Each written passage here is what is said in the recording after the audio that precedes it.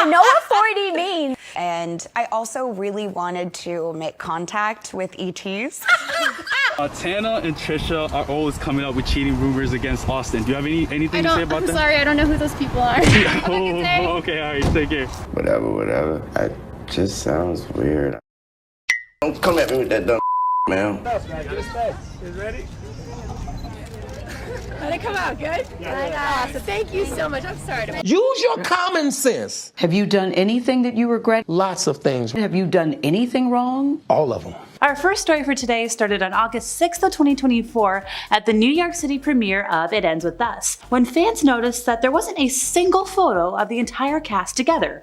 So you got Blake Lively. She was photographed with her husband, Ryan Reynolds, who actually joined in on the press junket run for the movie, despite not being in the movie. Fellow A-lister Hugh Jackman, also not in the movie, and co-stars Jenny Slate, Brandon Sklinner. But what stood out the most was that Justin Baldoni only appeared on the red carpet solo, and side by side with his wife, Emily, and other friends and family, but never with Blake Lively or any of the co-stars from the movie. According to People magazine, Baldoni also allegedly didn't introduce the film ahead of the screening with Lively and Hoover, despite being the director and the star of the film. So Baldoni and his production company, Wayfarer Studios, acquired the rights to the book in 2019, and then Blake was cast in it back in 2023. But it's very weird for the director not to introduce the movie at the screening. When Don't Worry Darling premiered at the 2022 Venice International Film Festival, co-stars Harry Styles and Olivia Wilde, who were reportedly dating at the time, seemed to avoid each other on the red carpet. During every group photo, they always had somebody between them to pose. In one viral video, Harry seemingly declined a request from a team member who was like, "Hey, stay next to Olivia," and it was like, this whole red carpet went viral. At the 2023 Academy Awards, Vanessa Hudgens was interviewing celebs as ABC's red carpet correspondent, but her ex, Best Actor nominee Austin Butler, was interviewed by her co-host Ashley Graham. So later in the night, as Austin exited the Vanity Fair Oscars after party, Vanessa kept her eyes on her phone as she brushed past him. Vanessa seemingly responded to the full video by sharing a video of Malala telling Jimmy Kimmel, "I only talk about peace," captioning it, "Let's all be the I only talk about peace train." Okay? Through almost 3 decades of laughter, some of the best South Park episodes have upset some pretty powerful people. And while that's exactly what Matt Stone and Trey Parker engineered the show to do, it was their infamous outfits from the 72nd Academy Awards in the year 2000 that resulted in one of their favorite celebrity reactions. And as it turns out, that stunt saw Stone and Parker respectively dressed in famous dresses worn by Gwyneth Paltrow and Jennifer Lopez, and it caused JLo herself to react with a pretty pronounced snub on that night's red carpet. In an interview shared via the Good Sons YouTube channel, South Park co-creator and co-star Trey Parker shared what he felt was the best celebrity reaction to one of their collective shenanigans. So he's like, okay, why is JLo so upset? Well, he shared this. He's like, "My favorite is actually, and I think it's because I wore her dress to the Oscars. But we saw Jennifer Lopez at a party, and all she did was walk past me and push me. I think that's pretty cool." And here I thought the most heated reaction to South Park was that lawsuit between Paramount and Warner for the streaming rights. At the 2023 VMAs, Tiffany Haddish continually photobombed Shakira, who totally ignored her. In a viral video, Tiffany shouted Shakira's name from across the room, and then kept calling for her as she got closer. And Shakira didn't even turn around to see who was yelling for her. In response to criticism of her behavior, Tiffany tweeted, "This is so interesting to me. If you feel like I did too much, all of y'all better be buying Shakira's new album. This experience has allowed me to realize how truly popular I am. I appreciate all of your opinions." At the National Night of Laughter and Song in 2017, Jerry Seinfeld was approached by Kesha, who asked him for a hug, and he repeatedly said no. Jerry later explained to Extra, "I don't hug a total stranger." Now, Kesha talked about the incident with SiriusXM, and she was like, "I felt like I was 5 years old. Oh, I instantly was like, oh, F me." And I somehow ended up in my very own episode, or mini episode of Seinfeld for 5 seconds. Well, I guess Cardi B had Kesha's back, because she had this whole interview with Jerry Seinfeld and Zach Galifianakis. And as she was leaving, she hugged Zach goodbye, but not Jerry. I guess to get a little revenge for Kesha. Kinda cute. Simu Liu is letting it known that the Kenergy between him and his Barbie co-star Ryan Gosling has never been stronger. So he took to Instagram after a resurfaced video of him and Gosling at a Barbie press event in Toronto went viral, prompting fans to question whether the two had butted heads. So in the clip, Simu Liu can be seen placing his arm behind Ryan Gosling's back while posing for cameras, before Ryan Gosling seemingly asks him not to. So obviously this interaction raised some eyebrows following Barbie's theatrical release, but Liu insisted all was well between the two Kens. He's like, "I'd beat you off with the Canadian again in a heartbeat." He said this on his Instagram story. So like, cool, fun. Liu went on to call Gosling the best human in every way, especially when he jokes around with us on the carpet and on set, infecting all of us with his Kenergy. So fans were quick to weigh in on the awkward moment online before the air was cleared, with one fan writing via Twitter, "Oh, I'd literally never show my face again." Another user wrote, "This is so humiliating and made my stomach hurt." Others, however, pointed out that the star's behavior reflected the relationship between their two versions of Ken in the Barbie movie, as their respective characters are kind of rivals throughout the entirety of the film. And hey, if you know anything about Ryan Gosling, he sells whatever character he's playing until that, leaves the theater. So maybe he was just reminding Simu Liu to stay in character. It added to the appeal of the storyline in the press, so kind of brilliant if it was planned. Kylie Jenner seemed to brutally snub Selena Gomez at the 81st Annual Golden Globe Awards. So at the prestigious award show, it seemed that Selena was feeling frustrated as she angrily vented to her besties Taylor Swift and Keely Sperry about the hurtful interaction she had with the famous Kardashian. Expert lip reader Jeremy Freeman broke down the chat for the news, revealing that it seemed Kylie refused to let Selena take a picture with her boyfriend, actor Timothée Chalamet, during the red carpet event. It appeared that Selena said to Taylor, "I asked for a picture with him and she said no," to which Kaylee then mouthed, "With Timothy?" To which Selena nodded. So after all this tenseness, fans took to social media sharing their thoughts on the drama.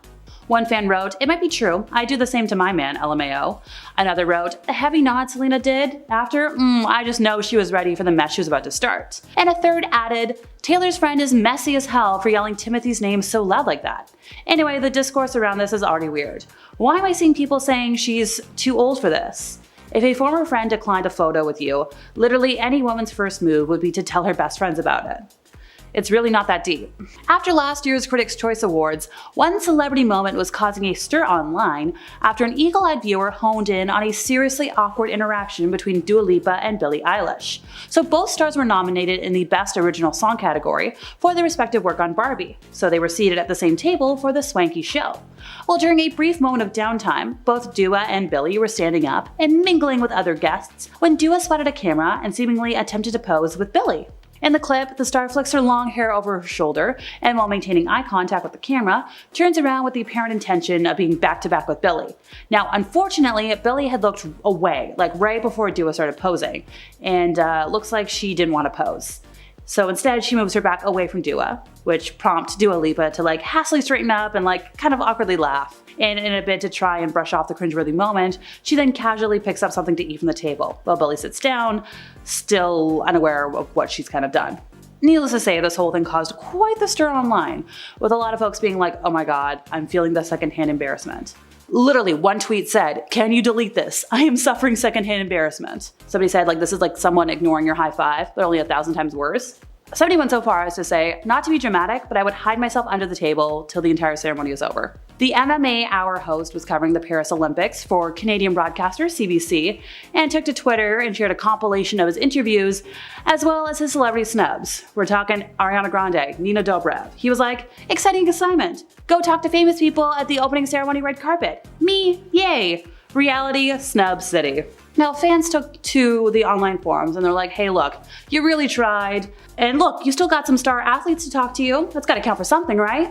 The singer was at San Francisco's Outside Lands Festival on August 10th to perform some of her hits. The show was a massive success, featuring some really great performances, but I guess they missed one pretty important detail in rehearsal: how far away Sabrina should stand from the platform when the pyrotechnics go off. The star genuinely seemed scared for her life after the fireworks started going off all around her, to the point where people wondered if something was seriously wrong. It's unclear in video videos if she was hit by a firework or simply was just surprised by them. Hopefully it's the latter. John Travolta said Idina Menzel's name wrong one time and it lives rent-free in my head. But where did Travolta say her name wrong? In an interview? On a red carpet? No, he did it while presenting at the Oscars, and not even like an award. He was introducing her before she sang one of the most famous Disney songs ever, Let It Go. People were tuned in to watch this performance. The odds were so stacked against him. His intro was, "Please welcome the wickedly talented one and only Adele Dazeem." Now, I don't know who that is, but Idina Menzel did a great job. She said it took her 8 beats to get over the pronunciation. Travolta later shared what caused the vocal blunder. It was a combination of things. He met Goldie Hawn backstage, and then his lines were changed last minute to add phonetic spelling of Menzel's name that he never rehearsed with, which makes me wonder how they could have possibly written her name to get Adele Dazeem. As expected, the interview took this misstep and ran with it. Someone made a Travoltify your name generator. If you go to Google and look up Adele Dazeem, it will show you Idina Menzel. Menzel took this all in stride, even recently wished the moment a happy 10th birthday, but she got her revenge the next year at the 2015 Oscars, introducing Travolta as Glom Gazingo. Kendall Jenner trying to introduce 5 Seconds of Summer at the 2014 Billboard Music Awards is a tough watch. What was in the air that year? Kendall was supposed to introduce 5 Seconds of Summer, right?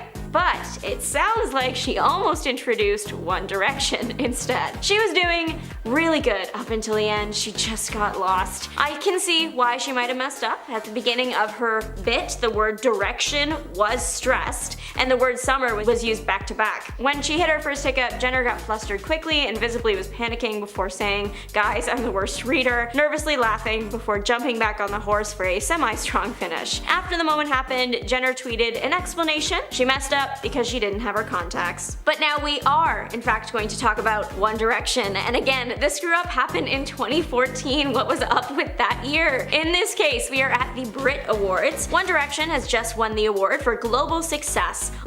There are only 4 boys up there, and this was a time when there should have been 5. Point is, Harry Styles wasn't on stage. Liam Payne started stalling a little to see if Styles could be located, saying, "Has anyone seen the curly lad?" Right, there's 4 of us now, and that's some real life foreshadowing right there. But then, just as Liam is kind of wrapping up the acceptance speech, out from the shadows and sprinting to the stage is one Harry Styles. Poor Harry gets up on the stage and Liam hands him the mic. He doesn't know what's going on. He doesn't even know what award they've won. He does share why he was gone, saying, "I'm really sorry, I was having a wee." The 2013 Oscars were iconic for one reason, and that was the Jennifer Lawrence stair trip. 22-year-old Lawrence had just won the Oscar for Best Actress. She's wearing this beautiful long gown, which is her undoing because she trips and falls on her way up the stairs. But it's Jennifer Lawrence, so she plays it off so well. Works it into her speech, she gets a standing ovation when she does finally get up to the podium, and addresses the crowd saying, "You guys are just standing up because you feel bad that I fell and that's really embarrassing." How could you not love her? Though it was embarrassing, now it's part of the Lawrence charm to be just a little bit clumsy. We love it when a celebrity proves that they are human just like us. And honestly, if you look at the pictures of the fall, she still looks great and kind of like a Disney princess. Joe Coy's bad Barbie joke at this year's Golden Globes got the comedian swiftly cancelled. First off, I can't believe that was this year. That feels like it was ages ago. And second, he was cancelled because he said a lot of really bad jokes and strange things. The Barbie joke was just the worst. Coy eventually got around to talking about the event of last summer, Barbenheimer, in his opening monologue. He compared what the 2 films were based on, mentioning that Oppenheimer was based on a 721-page Pulitzer Prize-winning book about the Manhattan Project, whereas Barbie was based on a plastic doll and went on to speak cruelly about said doll. Finishing off with the stellar line, "The key moment in Barbie is when she goes from perfect beauty to bad breath, cellulite, and flat feet, or what casting directors call character actor." The audience's reaction to this moment are funnier than any joke he told that night. You can tell that Coy can feel that he's not doing a good job. He starts blaming the writers, making excuses like how he only got the job 10 days ago, saying that he didn't write the bad jokes, he wrote the ones everyone is laughing at. Either way, it wasn't a good look. Larry David introducing Ariana Grande on SNL is over 8 years old now, and I still laugh every time. It happened right before Ariana was supposed to sing her hit song Dangerous Woman. Larry David says, "Ladies and gentlemen, just fine. It's just when he gets to her name that it goes downhill. Names are hard. I don't blame him. He goes for Ariana Grande. He ends up saying Ariana before just giving up. He knows he messed up too much to fix it, so he just stops, and we've all been there. He even does the little hand clap thing that universally conveys that you've accepted your fate. This video is so funny, and some random audience member also lets out the loudest laugh you've ever heard. It's a miracle Ariana was able to perform. I simply would have started laughing. Steve Harvey frequently hosts the Miss Universe pageant, and while he does do a good job, he also makes some little mistakes every once in a while, but none are more famous than when he read out the wrong winner back in 2015, crowning Miss Colombia when in reality Miss Philippines was the winner. Harvey has since looked back on this moment, calling it painful and the worst week of his life. I don't blame him, he was the internet's favorite target for a while. He later explained that the reason the mess up even happened was because there were a lot of changes made before he was supposed to head out on stage. So typically they read 2 names, but that was changed to 3. Apparently, he was also told to read the wrong name by someone in his earpiece. He was told to read the next name, which was Colombia, on the card, and he didn't even know anything was wrong after he read it, since he stepped off stage and got a bunch of compliments. It wasn't until someone on his team let him know what happened that he got with the program. Harvey said that he regrets going back out on the stage after and wishes he could have let someone else handle it, believing that if he did that, he wouldn't have received so much backlash. Fergie singing the national anthem at the 2018 NBA All-Star Basketball game is one of my favorite videos on the internet. We all know that Fergie is talented, but what happened here? She was so into it, and if you look at the players' faces, they are all trying so hard not to laugh. It's really painful. The Fergie edition of the anthem was received so poorly, she had to put out a statement saying, "I'm a risk taker artistically, but clearly this rendition didn't strike the intended tone. I love this country and honestly tried my best. I do personally want to know what the intended tone was, and I would love to see soundcheck." This moment was caught on live TV, but it's now immortalized in a children's book too. The book is called The Ferg-American National Anthem, A Civic Story, and it's highly encouraged that the reader listen to Fergie's anthem while reading. Eerily similar to the Miss America moment was the La La Land debacle from the 2017 Oscars. Warren Beatty and Faye Dunaway were up presenting the award for Best Picture that year and called out La La Land as the winner, but that was not true at all. Moonlight really won the award. It was extremely confusing, and though it only took a couple minutes to fix the mistake, the damage was done. After the event was over, the reason why the mistake happened came out. The Oscars apparently have 2 sets of the cards that presenters would get, one on each side of the stage. Emma Stone had just won Best Actress in La La Land, so one card was out, but the other Best Actress card was still active, and that one was handed to Warren and Faye by mistake. That's why Warren took so long to announce the award and looked at the card so many times. He could see that it said Emma Stone in La La Land and was just really confused by it. Luckily,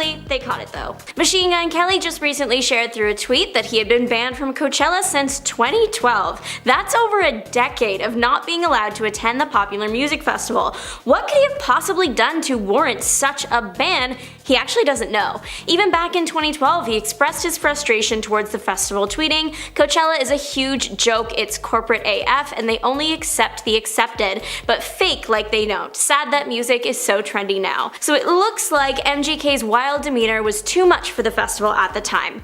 Coachella may have also been worried about people's safety at the event. MGK is known for riling up his fanbase and generally causing chaos. The incident that could have triggered this decade-long ban may have been a 2011 mall flash mob. In 2011, MGK's Twitter following was around 70,000 people, and he tweeted out to all of them where he would be the next day. He tweeted, "I'm thinking about doing a flash mob at a mall or something tomorrow, LOL Cleveland, should we do one while I'm home?" Following that up with the specific time and the location. Sure enough, hundreds of fans flooded the mall to rage hard with the performer. While it sounds fun, it was also an incredibly dangerous situation. MGK, as part of his plan, encouraged fans to run towards the food court table he would be at once they were there.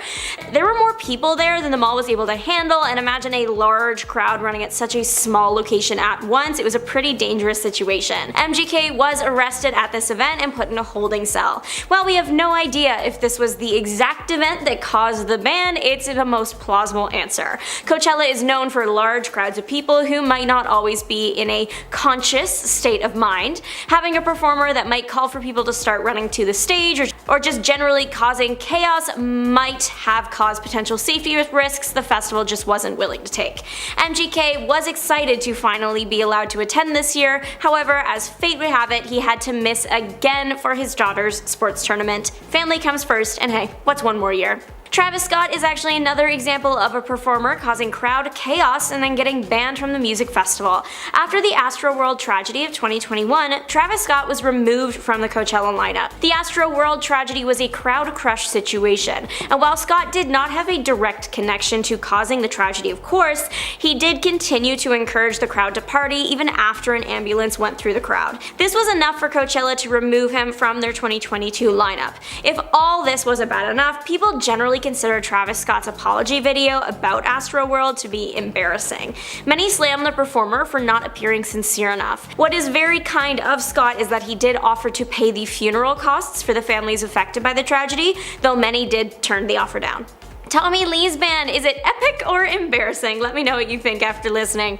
Tommy Lee, drummer for Motley Crue and former husband of Pamela Anderson, he was banned from Coachella from pretty much 2011 onward. The reason? Arriving to the music festival in a helicopter, something that is apparently very much not allowed. He touched down alongside Canadian DJ and producer Deadmau5, spelled Dead M-A-U-5. That means both of these guys are banned from Coachella for the foreseeable future, at least as performers. The helicopter isn't even the full story for these two. Apparently, in addition to the helicopter, there was a minivan on the scene that burst into flames, and also knives from somewhere. Just a lot of dangerous things rolled up into one chaotic scene. This was all revealed in a video posted to Mouse's YouTube in a series where he takes famous friends for coffee and they talk about their lives and share fun stories. About the Coachella ban, Lee and Mouse also joked that maybe the person that got them banned or had a hand in making it happen was a Coachella promoter, and that the promoter hated them after it and maybe even before it. Towards the end of the pair discussing this topic, it was declared that Motley Crue would never play Coachella. Here's the thing, Australian singer Conrad Swell was banned from Coachella and he doesn't know exactly why it happened. What makes the situation embarrassing is he got banned pretty much right after meeting his celebrity crush, like right after. In 2016, Swell was at Coachella not as a performer but just there for the vibe, to enjoy some good music. While he was there, he spotted his celebrity crush from when he was a teenager. Mishka Barton, known for her role as Marissa Cooper on The OC. Swell had actually written a song for Barton when he was younger, featuring lyrics like, "I wanna hold your hand because I'm your biggest fan." Barton did end up hearing the song a little while later and thought it was cute, but back to Coachella. Swell, while in a radio interview, showed the picture he took with Barton in 2016 to the hosts of the interview before saying, "That was when I got banned from Coachella for the first time ever." It suggested that he was removed from the event that year shortly after the photo was taken. The radio host was quick to press for details, but all Conrad Swell would give is, "That's a different story."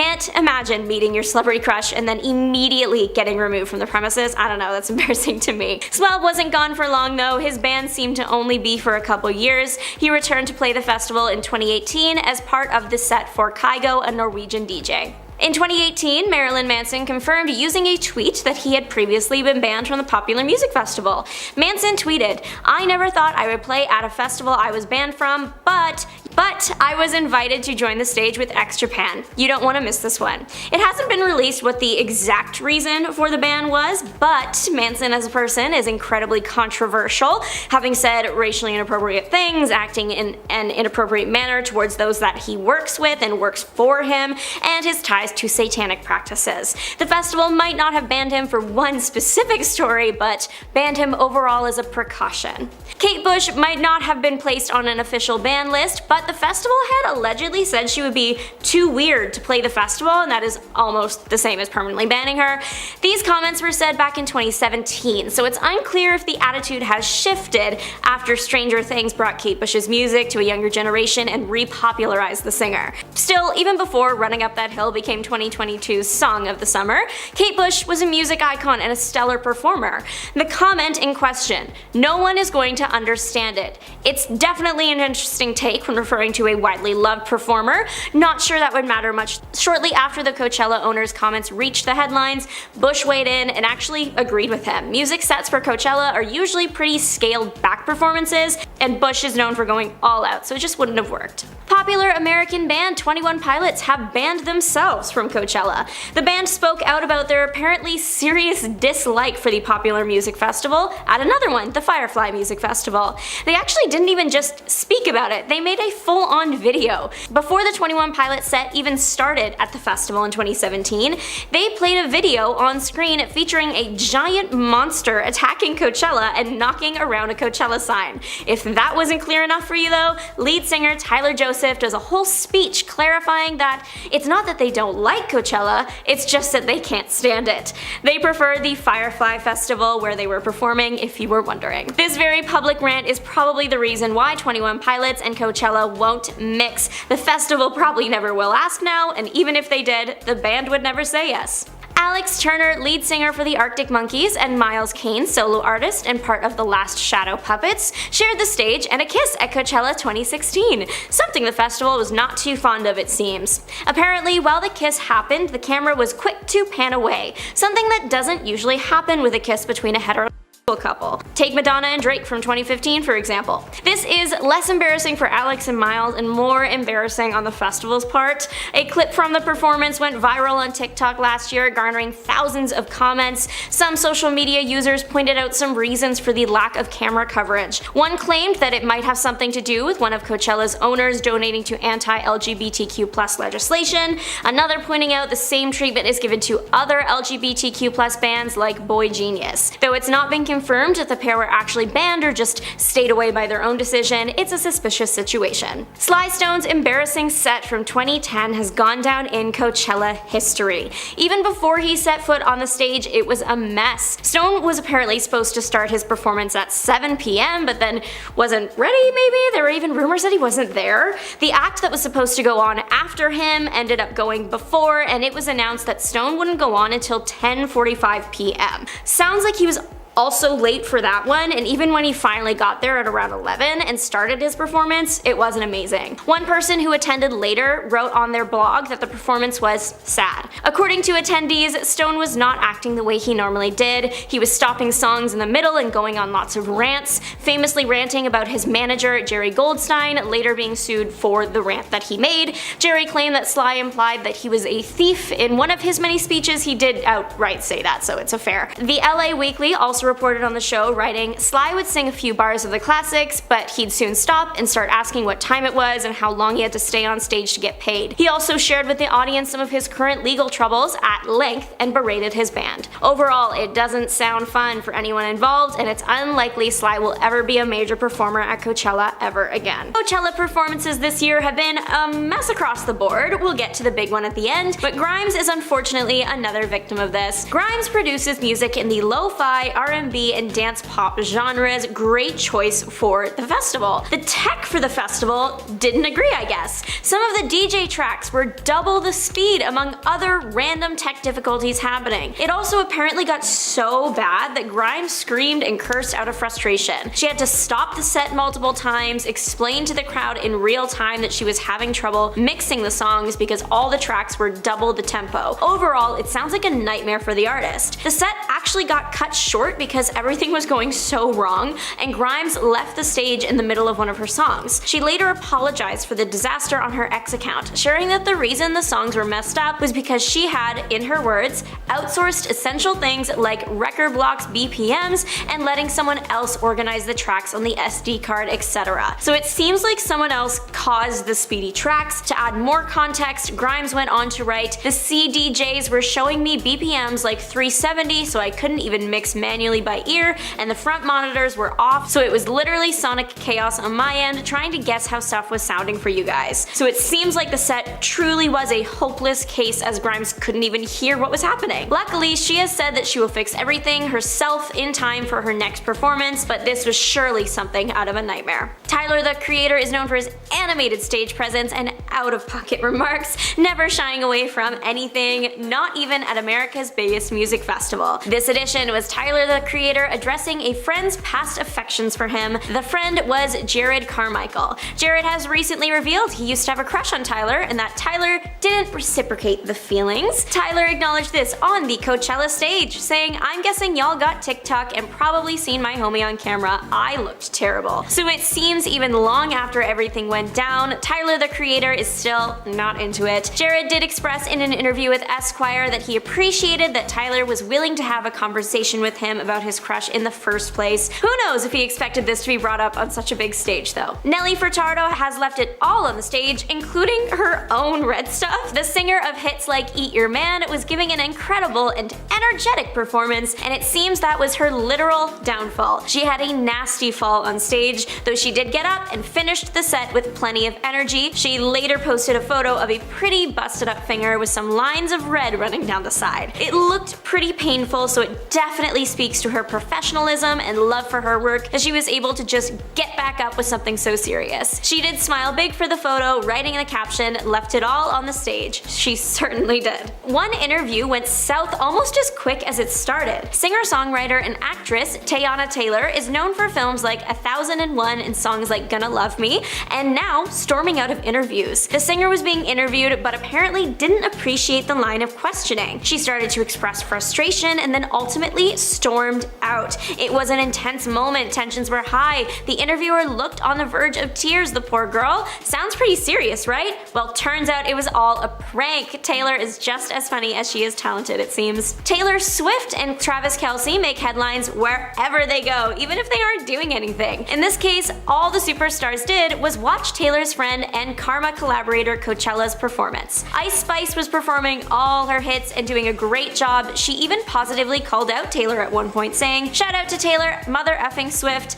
the statement being met with cheers from the audience. Taylor and Travis really were just minding their business, supporting Taylor's friend, dancing with each other, and yet phones that should have been pointed towards the stage were directed at Taylor. It must be so awkward knowing that just your presence is distracting from your friend's performance. It must also feel awkward just having a bunch of phone cameras filming you flash on. Yet the international superstar handled it well, keeping her eyes on the stage and supporting her friend. Let's spice things up. JoJo Siwa's radical shift has been the internet's favorite topic for the past couple weeks. In case you missed it or you have been on a month-long vacation with no internet access, JoJo Siwa has gone from rainbow rhinestones to black rhinestones. She is undergoing a shift in her brand. She wants to be seen as more adult to match her new song, Karma. The opening lyrics of the song, "I was a bad girl," didn't fit with JoJo's old persona, her words, and so she needed to update her look to sing the song. The most recognizable look from this new era of JoJo would have to be the look she wore to the iHeartRadio Awards 2024 that was also the costume from her Karma music video. This is the one where she looks like she's going on tour with Kiss. Everyone's been trolling her for the better part of a week. She claims she's made the most major image shift of her generation. But many people online are pointing out that she just went from color sparkles to black sparkles, and that the core of what people know JoJo's brand to be is still the same. JoJo did an interview in the Karma Fit while at the iHeart Awards, and it went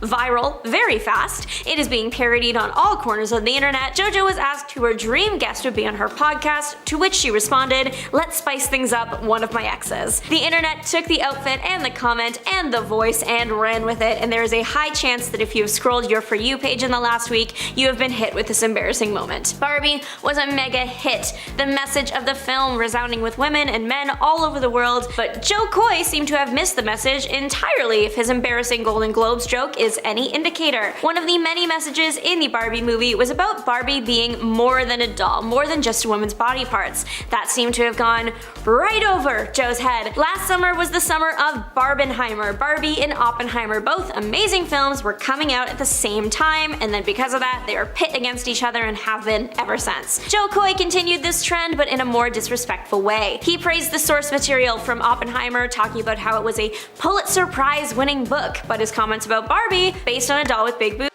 that's it. Clearly patronizing the success of the film that so many people have expressed meant something to them and spoke accurately of the issues women and men face in society. The joke fell so flat you could feel the awkward tension from the comfort of your living room. An uninterested crowd is a performer's worst nightmare. Blur, unfortunately, got to experience that at Coachella this weekend. The English rock band were performing their many hits at the festival, and yet the crowd seemed like they would rather be anywhere else. The band apparently tried engaging with the crowd multiple times, tried to bring up the energy, but no one was into it. Sometimes they were even met with silence. At one point, it got to be too much, and the lead singer, Damon Albarn, addressed the bad vibes, saying, "You're never seeing us again, so you might as well effing sing it." I imagine the feeling of being in that crowd would have been like getting scolded by a teacher. I'm glad I wasn't there. Fans of the band online were quick to comment on the situation, one fan writing, "I'm convinced Coachella has the worst vibes and people possible. It's Blur, show some respect." Others pointing out that maybe the audience was younger and not as familiar with the pop band as they were not from America.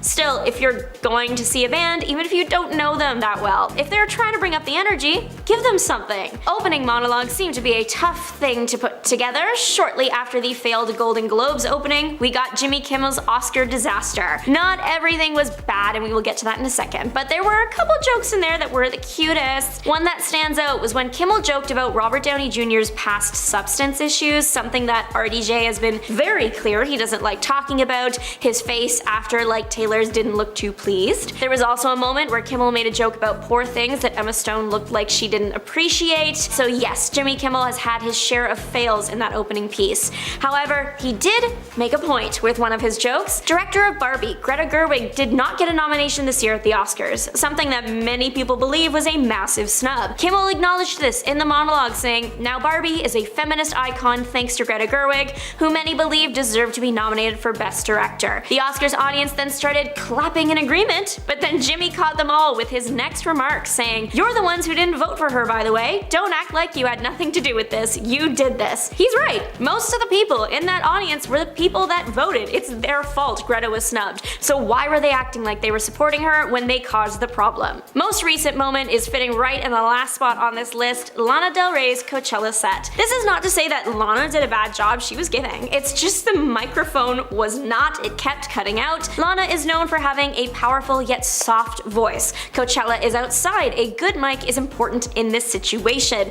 Unfortunately, Lana did not have that. She had to do sound checks with the audience, asking if they could even hear her. Stopping and starting constantly did have an effect on the energy of the set, which was unfortunate, considering she started out so strong coming in on the back of a motorbike. Overall, it was a tragic day in Coachella history. There was a bright spot though. Lana brought out another artist for her headlining performance, a great pick too, they have similar styles, Billie Eilish. Worked great for Eilish too, more exposure, especially with the new music coming out. Tom Cruise is a talented actor, proud Scientologist, and someone who has had more than one embarrassing moment that's been documented. Don't worry, the couch jumping will be on today's list, along with some offhand comments and egg troubles. Less awkward or confrontational than simply confusing, Tom Cruise's appearance on David Letterman's late night talk show in the mid-90s saw the actor laugh for about 7 minutes straight. Trying to relate an anecdote about his latest movie, Cruise cracked up near the beginning of the interview and couldn't stop laughing for the entire thing.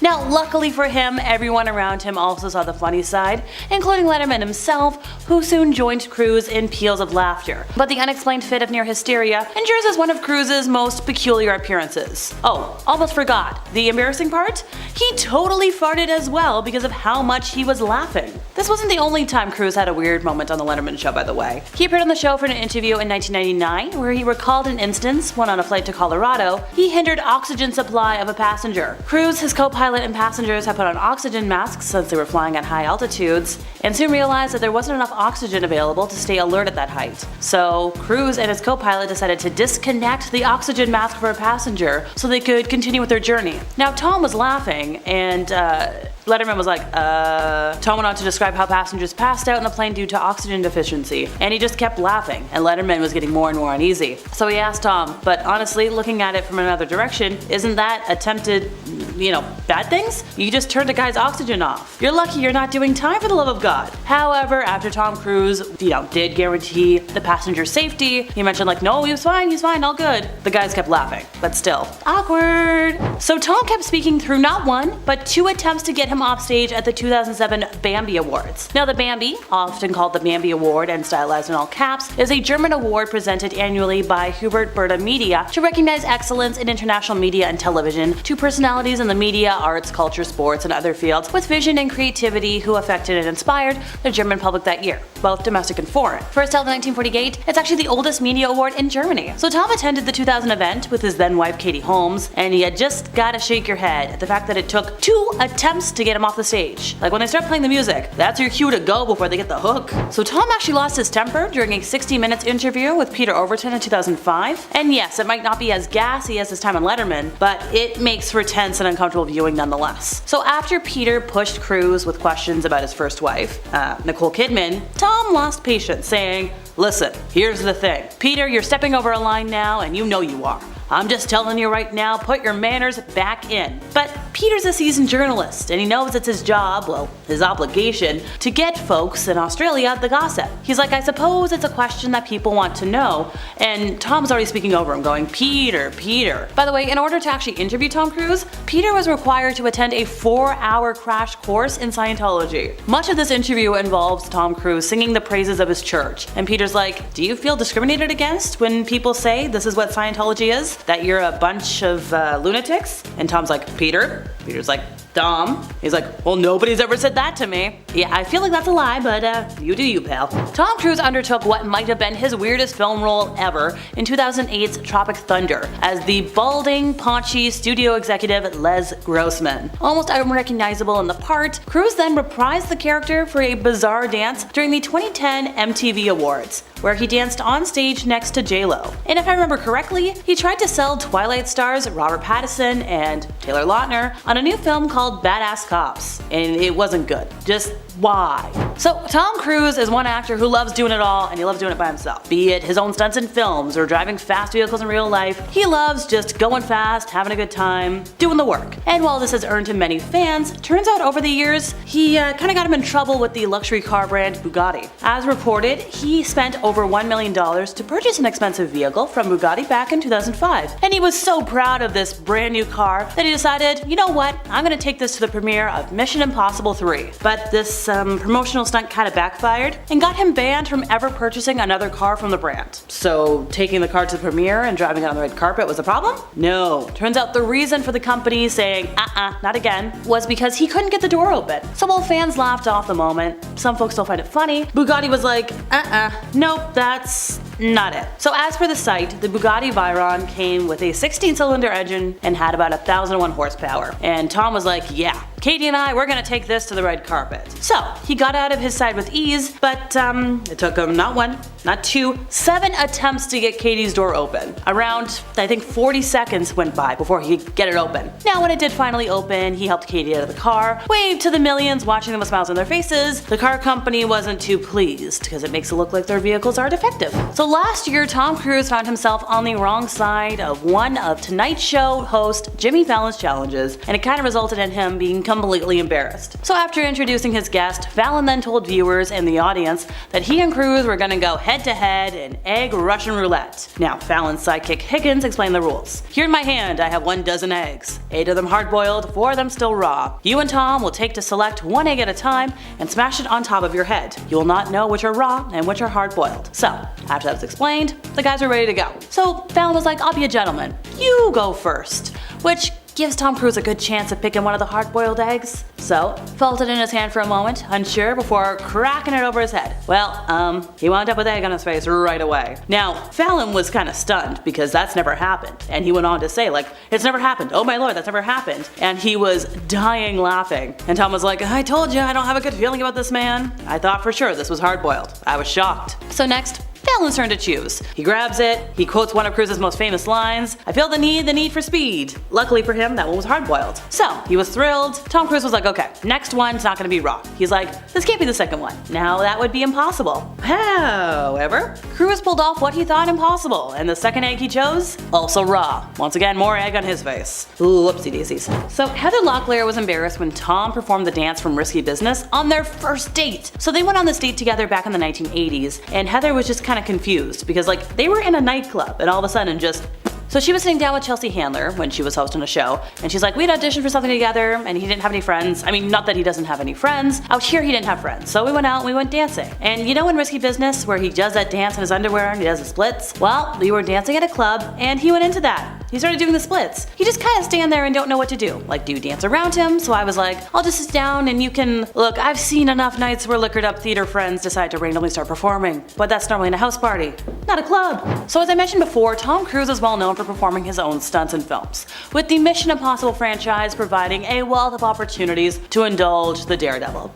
However, after scaling the world's tallest building and being launched into the air tied to the outside of an airplane, there was one stunt in Mission Impossible Fallout that took a toll on him. So as he jumped from one rooftop to another, he broke his ankle in a grisly clip that he shared on the Graham Norton show. For schmuck, ankle injuries hurt. This one's a doozy. So Tom decided to criticize Brooke Shields' use of antidepressants in 2005. So this was one of his other most infamous appearances on a talk show. It was sitting down with Matt Lauer during a 2005 interview on the Today Show. So Brooke Shields had admitted to using antidepressants to medicate postpartum depression, and Tom spoke out about prescriptions and about the practice of psychiatry, which he called a pseudoscience. He also called her irresponsible. He's like, look, here's the problem. You don't know the history of psychiatry. I do. Yes, he did later admit that he sounded arrogant there. But he said, there was no such thing as a chemical imbalance. And sir, there is also no such thing as a thetan, but you do you. So this led to an obvious rift between the two stars in response to this, and Brooke said, you know what, stick to saving the world from aliens, pal. Brooke went on to call his comments a disservice to mothers everywhere. Now, later in the years, they did meet up. Cruise apologized to Brooke, but like,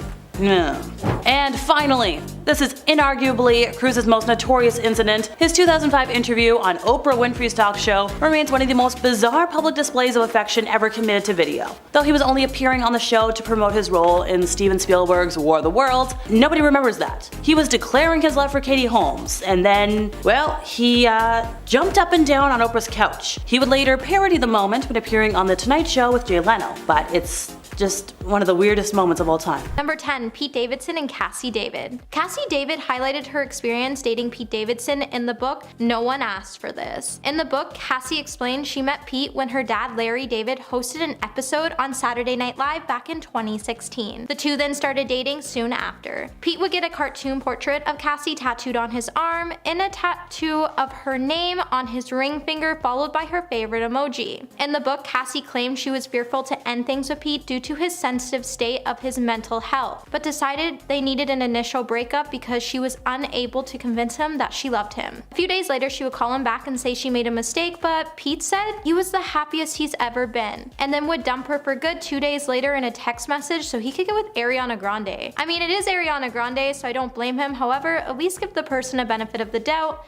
and do it in person. At number 9, we have Katy Perry and Russell Brand. In Katy Perry's heartfelt documentary, Part of Me, the singer admitted that the couple's hectic work schedules and her not being ready for children led to the failure of the couple's marriage. Who can forget when watching the documentary, Katy got a text message from Russell before going on stage for her California Dream Tour. The scene viewers would watch would be devastating as they watched their favorite pop icon break down in front of the camera. Although Russell decided to take nothing from her during the divorce, he would leave her with a broken heart, and then she would later write about it in her song Wide Awake. Russell Lynn later said Katy being on tour made his heart grow colder, and he also came to the realization he didn't want to be part of the lavish lifestyle anymore. Number 8, Brad Pitt and Angelina Jolie. Now, Brad Pitt and Angelina Jolie's breakup has been one of the messiest breakups Hollywood has ever seen, mainly because they're split back in 2016, and the drama is still going on. Now, with Brad Pitt recently opening up about his life after the messy split from Angelina, it makes you question what kind of person is Angelina Jolie really? Angelina would file for divorce from Brad Pitt following a heated altercation during a private plane ride. The flight would lead her to accuse Brad of a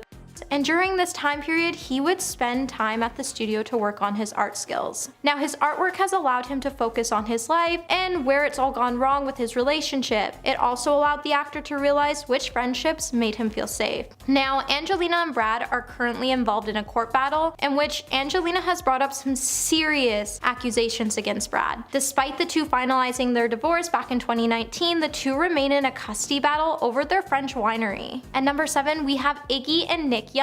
After Iggy split from NBA player Nick Young, the star would come out to say that she broke up with Nick when she found out he had brought another woman into their home while she was away. Let's just say Nick thought Iggy wouldn't be watching the security footage, but she did, and he was caught. It was later revealed that Nick also cheated on Iggy with the mother of his child, and that mother would soon be expecting her second child with Nick's kid. He definitely did her dirty on that one. Iggy then took to Twitter to say, "It's never easy to part ways with the person you planned your entire future with." Later, a video would be leaked by Nick's teammate that would highlight Nick bragging about cheating on Iggy with other women. At number 6, we have J-Lo and A-Rod. Now, remember that time when J-Lo was going to settle down with A-Rod, and then it never happened? Shortly after J-Lo ended her engagement to A-Rod, Jennifer found herself back in the arms of Ben Affleck. Now, this would come 17 years after Ben and her called off their initial engagement, so he could get with Jennifer Garner. Ben and Jennifer would pack on the PDA all around the world, and they were planning it for the long haul this time. Jennifer would then later say A-Rod can't take a hit. An insider would then say she gets how Alex feels after they spent 5 years together, and that they had plans to marry, and everyone was rooting for them, but at the end, it was done. All J-Lo wanted for him was to move on, and she wished him the best. At number 5, we have Justin Bieber and Selena Gomez. Now, the breakup between Selena Gomez and Justin Bieber was extremely awkward for the teens because for the longest time, they couldn't seem to quit each other. The pair both started dating on and off from the year 2010 to 2015. They were also seen hanging out just before he got engaged to Hailey Baldwin, which caused a lot of speculation that Hailey stole Justin from Selena. Now, Hailey did come clean in the Call Her Daddy podcast recently to say none of those rumors were true, and that she and Selena were on good terms. The model and singer were also just captured in a photo together at a gala, which shows the two are on good terms with one another. At number 4, we have Jason Sudeikis and Olivia Wilde. So Jason and Olivia's breakup has been on every tabloid headline for the last couple of weeks. On November 13th, 2020, news would break that Olivia and Jason had decided to part ways. However, an inside source would then reveal the couple had actually split beforehand. Now,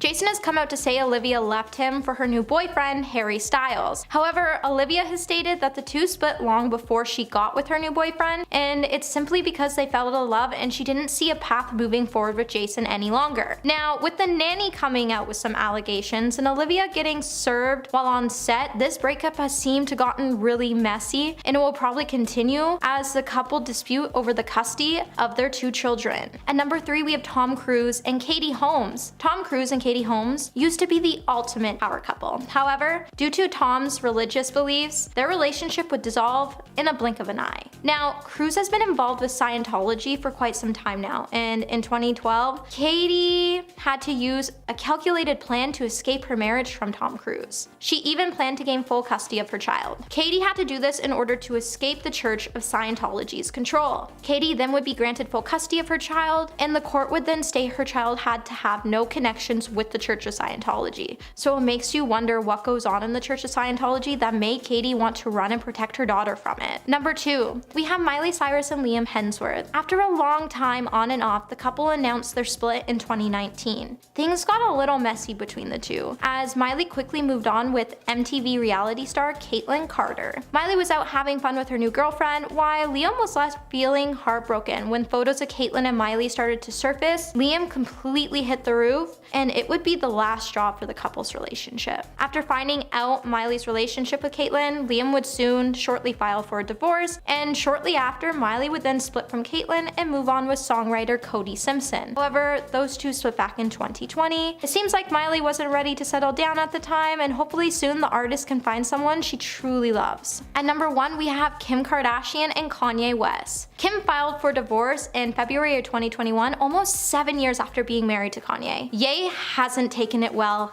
at all. Ultimately, the divorce led to Kanye's downward spiral, and due to recent events, you can tell his overall mental state has been extremely effective. When news first broke of Kim getting with the comedian Pete Davidson, Kanye lost his cool and began harassing the two stars to the point it drove a wedge between Pete and Kim, and they had to end their relationship. Kanye has even gone as far to say that Kim won't let him see the kids, and he's even been banned from going to family events. But I mean, with all the actions he's been doing lately, I don't blame Kim or her family from wanting to hide their kids from witnessing what's truly going on with Kanye. Kicking off our countdown at number 10 is the time that Zac Efron dropped a condom on the red carpet. This is not fake news, you guys. This is very much real. To make matters worse, it was on the red carpet of the Dr. Seuss The Lorax premiere, which isn't the first movie you normally pick to bring a condom to. Like, I just want to know, like, what were you planning for that night at a Dr. Seuss premiere? He ended up fessing up to it during an interview on the Today Show, but he couldn't really deny it anyways because it was all caught on camera. With a simple zoom in, you can clearly tell that it is a condom. Zac was just reaching in his pocket to pull some other items out, but then that fell out instead, and it just so happened to fall out directly in front of the paparazzi that was waiting for him. He ended up just laughing it off and said that he now does a full pocket check before going on the red carpet. Better to stay safe than sorry though. Am I right? I mean, it's not like a horrible message to be putting out there to his fans. Next up at number 9 is the moment that Jerry Seinfeld refused to hug Kesha. The moment went viral after it was caught on camera because it is painfully embarrassing to watch. I don't get secondhand embarrassment very easily, but guys, with this one I did. I just felt so bad for Kesha. Like, I can only imagine being so excited to meet like your celebrity crush and then this happening. So what happened was they were both on the red carpet at the Night of Laughter and Song event. Jerry was in the middle of an interview when Kesha rushed over to him all excited to meet him. She approaches him and tells him how much she loves him, and she goes in for a hug, and he just like completely rejects her. Can I give you a hug? No thanks. Please? No thanks. A little one. Yeah, no thanks. The moment is so awkward. She tries to hug him like 3 different times, and he just keeps putting his hand up and saying no. What hurt her even more though is the fact that when she walked away, he asked the reporter who that was. He didn't even know that it was Kesha. But the two have spoken since the incident, and Jerry said that she was very nice about it and that they laughed it off. And if you are wondering, no, he still has not hugged her. Sliding into number 8 is Jennifer Lawrence. One day we will all be telling our grandkids about the time that Jennifer Lawrence tripped up the stairs at the Oscar Awards. We won't have to just tell it though, we can also show them because it was all televised. She had just been called up to the stage to receive the Best Actress award for her role in Silver Lining Playbook, and she completely tripped and fell on her way onto the stage. For winter's bone. She explained what happened and said that she remembers her stylist telling her to kick and walk, meaning kick the dress out while you walk, but then she got distracted and forgot. The dress tucked under her feet and she went down. It was pretty much just game over from there, but she did handle it like a champ. She laughed and then got right back up and went to get her award. In our number 7 spot is Justin Bieber pukes on stage. Back in 2012, it was the first night of his world tour and everything seemed fine at first. He was doing his thing, busting out his choreography, and singing his hit song Out of Town Girl, and then things suddenly took a turn for the worst. Out of nowhere, he turns his back to the crowd, bends over, and just puked all over the stage. He immediately rushed backstage while his dancers continued on, basically trying not to slip in his vomit. He eventually made his return to the stage, announcing that he was gonna just slow things down, but within a few songs, he was puking again. So he didn't just puke once, he puked twice. In front of everyone. He posted a picture to his Instagram after the show with him curled up in bed and captioned it, "Milk was a bad choice, lol." Why would you ever drink milk before a show? That's bad for your vocal cords, boy. I don't even sing and I know that. Milk. That is the worst idea I've ever heard. Moving on to number 6, be a 50 Cent's terrible baseball pitch. Now, why would anyone care if he can throw a baseball or not? Well, he threw what's been called one of the worst opening pitches in baseball history. He was asked to pitch the game ball for the Pittsburgh Pirates versus New York Mets game, and it is a pretty big deal to be invited as the opening pitcher. But his throw was so brutal that everyone could not help but laugh. His first pitch was not great. just a bit outside. He was torn apart on social media, but in a lighthearted way, of course, because it's not that serious. He didn't have much of an excuse for it, so he just made a joke about it and wrote on his social media saying, "I have a skeletal muscle injury on my left shoulder from excessive masturbation, so take it easy, lol." This just prompted like a whole stream of hilarious responses from his fans. But well played, my friend. That is funny. He literally just like threw it to the left. Like literally, I don't know where you were looking, but it wasn't that way. Halfway through list number 5 is Ashley Simpson's lip syncing controversy. It's hard to forget her epic SNL singing fail from 2004 that pretty much ended her entire music career. Now, I don't want to laugh at the fact that her career was affected by this humiliating moment, but at the same time, why are you lip syncing, girl? You are a live performer. On a Monday, I am waiting. If you haven't seen this footage before, she was performing her song on SNL and the music track started playing behind her as she was starting to sing the song, but the timing was kind of off and she just got completely exposed for lip syncing. It was extremely awkward, and then you could tell that she didn't know what to do, so she just started doing this like weird dance Irish gig thing, which just made everything even more awkward and uncomfortable. Yeah, the whole thing was just pretty embarrassing. Here now at number 4 is Katy Perry's hilarious cake fall. Ever since she came into the spotlight, she's been known for her crazy costumes, rainbow wigs, and wild stage props. Like a giant cake, for example. During one of her performances at the MTV's Latin America Awards, Katy was singing her hit song I Kissed a Girl, and she dived into a giant cake. Now you might think she could have settled for a fake one, surely they have cool props like that nowadays, but she chose the real deal instead. But when she got off the cake and was covered in it, she continued to sing but slipped and fell onto the floor. The best part was, she kept trying to get back up, but she just kept slipping and falling down again. Like her guitar player is trying to help her and she just can't stay on her feet. She was falling all over the stage as she struggled to get up and stay on her feet, all while singing. It was honestly so great to watch. I don't mean to laugh, you girl, but that is hilarious. In our third spot is Janet Jackson's iconic nip slip.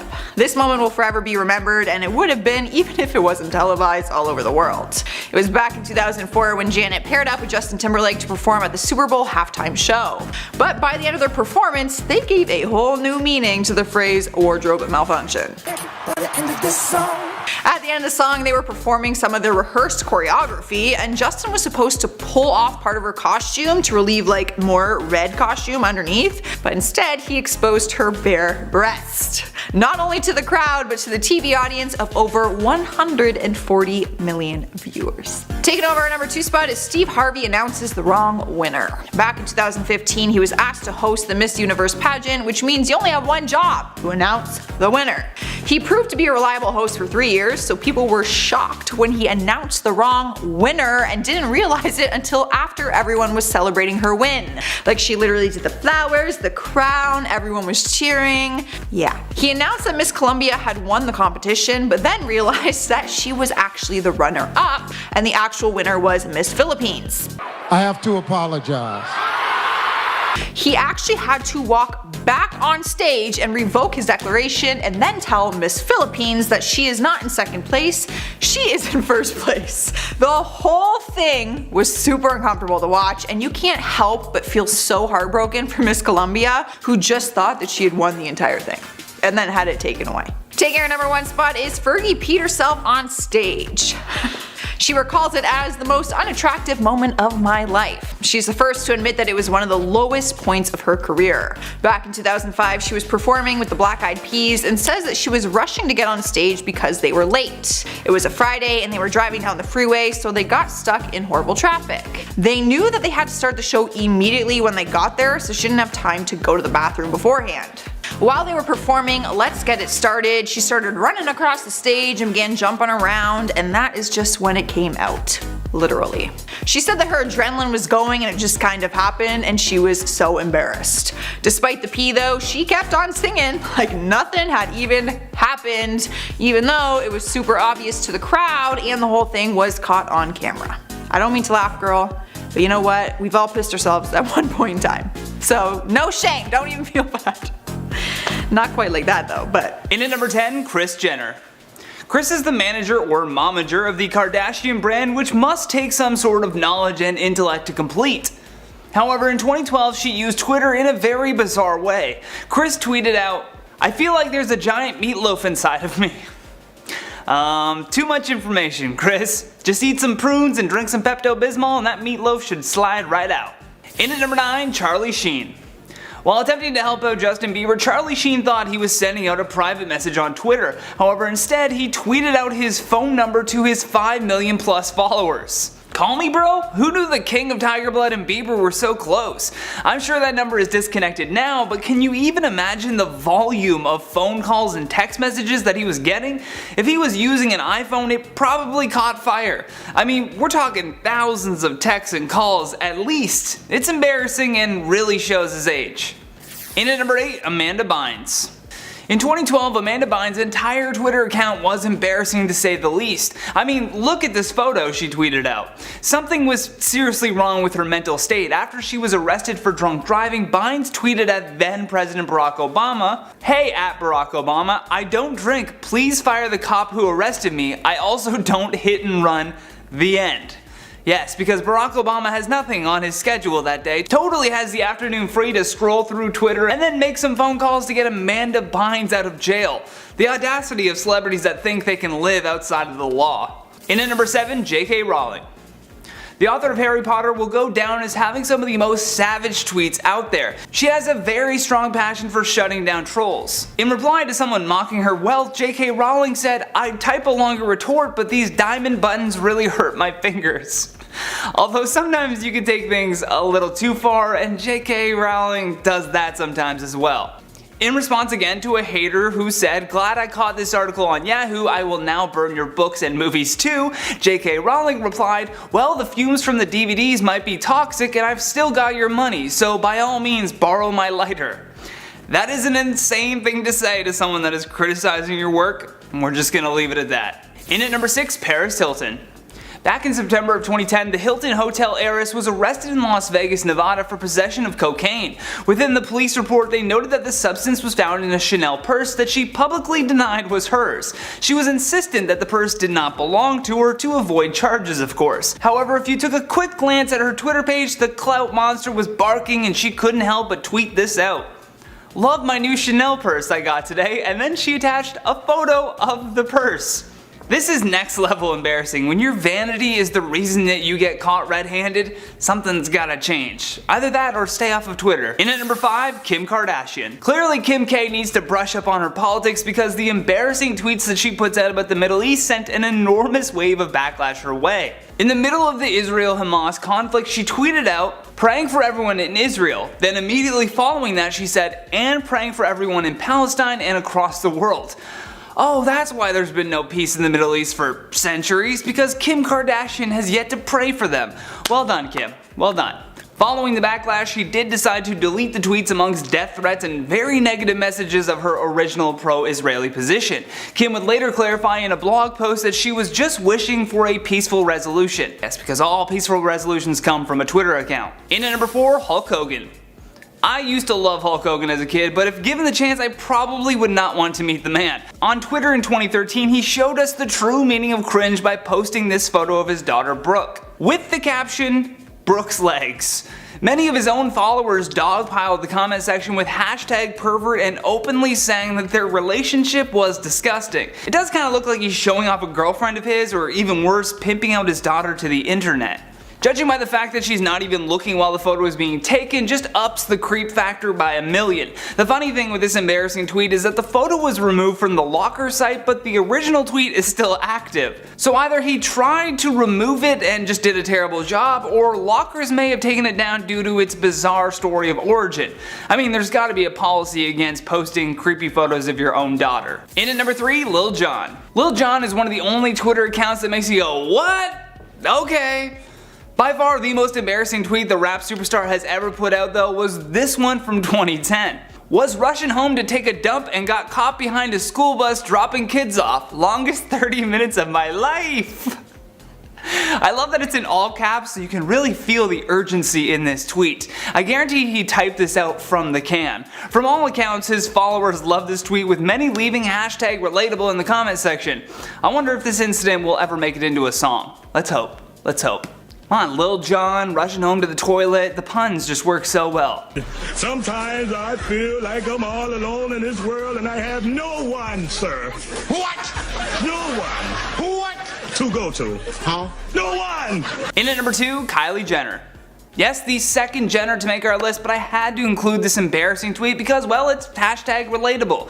The acronym YOLO has been around for a while. Drake only popularized the modern way to say carpe diem or live life to the fullest. I got this tattoo in June of 2011. Drake's song The Motto premiered on Power 106 October 31st, 2011, and Kylie Jenner finally understood what it meant on December 26th, 2011. Really spelling it out there for her legion of fans. Many of the comments were of course sarcastic, calling her woke for knowing this, or outright commenting that this has been established before. My favorite were the people that took it as a warning that she was about to do something crazy.